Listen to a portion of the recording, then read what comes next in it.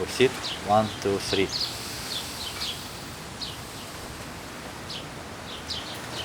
Preity, I feel in the world nowadays, I don't know how it used to be. It used to be a little bit warmer. Now people are more cold to each other, I guess, and afraid.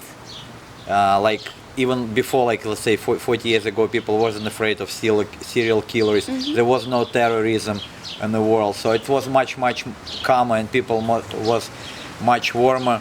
Now people talk to dogs, but they don't say hello to people. Humans, so yes. why they pet dogs? Why people don't pet people? I feel like that, touching, and in this country Yes. it sounds really crazy, but I agree. touching, like let's say on the bus stop, you stand and you see somebody is like, and usually everybody stands, come and make a isolated, massage, you hug somebody. It's like in a fantasy now. Here's it's sexual harassment. It's like you a can sexual. sue your ass for it's that. Yeah. sexual harassment. But so, isn't it part of tantra? What is tantra? Like, what is? That's a Do we really have to be together, woman to man, to evolve spiritually, or it's like guilt trip, bad thing? That's a great question. And sex. I'm glad you brought it up. And being Indian, I take pride in the Tantra and Kama Sutra and all this, because these come from my tradition. I think in the West and in the world at large, but especially I would say in the West, people are scared of intimacy. And when I say intimacy, I don't mean sexuality. I don't mean a physical intimacy. I think a mental, emotional, spiritual, intellectual intimacy with another person. Like looking at the playing kid, it would be like, oh, why are you staring at my kid? He's a pedophile, right? But there's That's what you're talking about, connection? Connection and feeling each other and being at one with each other. So people are fearful of that because I feel they're scared to connect with another, because essentially they are scared to connect with themselves, because I am you, you are me, you are but a mirror. The world is a mirror. There's a beautiful saying, you don't exist. You only exist in my imagination, it's really, you're a manifestation of my world. So that's what you wanted to do today? That's true. Talk to me for people? No, absolutely. It's not that you wanted to interview me. I think my spirit wanted to share this wisdom, and it tapped into your soul, and it brought the two energies together, and that's why this has manifested, and I truly believe in that. So in my tradition, Tantra is a very divine subject. Tantra is sacred sexuality and sacred sensuality. And it really is, again, like yoga, it's a divine union. You don't have to be physically together. It's not about, a sexual experience between a man and a woman. You can have a tantric life.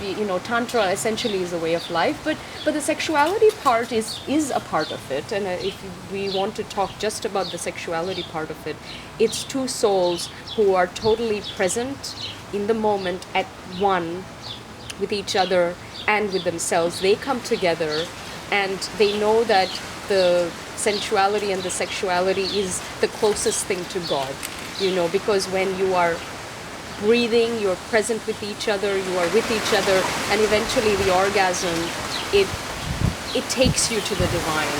And when it's done with love, respect, tenderness, and healing, I think the auras merge, they become one, and it's just a healing energy that loops around you.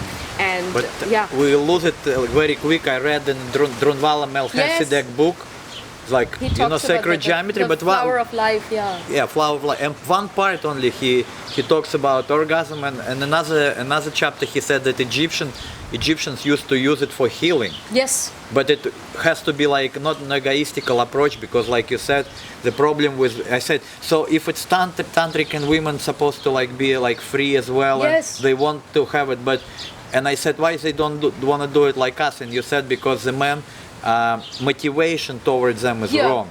True, and I think egoistical. The man has to honor the divine feminine. He has to see her as a goddess, as a divine goddess, as a Shakti, which is a word for the divine. It's the word for goddess.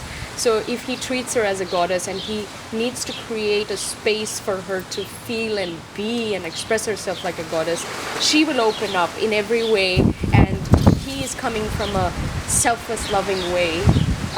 They both serve each other, and that's when it's true tantra, and it's that's when the real orgasm happens, and that's when she can have multiple orgasms. Did you have one?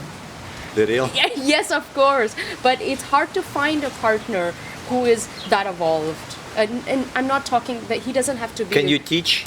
Like, you knew, because I know you a long time ago. Yes. 5 years ago, probably you know more and Even you feel then more. I But was like that. even Yeah. then, you was directing me in Yeah. many things. But question is it possible to teach somebody? Yes, it is. But I truly believe. I think a man is better teaching a man. Because, you know, a true, I mean, if you really want to go into the specifics, in the real tantric union, the man does not ejaculate. So how many men will not ejaculate? You know, they're supposed to keep it in and ejaculate in a way, take it upwards, and that is very, very healing and regenerative for them. However, for the woman, she just has multiple orgasms. So look at this dichotomy, and this is the dynamic. The man is not ejaculating, he is, and she's having multiple orgasms. This is how it's supposed to be. Yet today it's the other way around.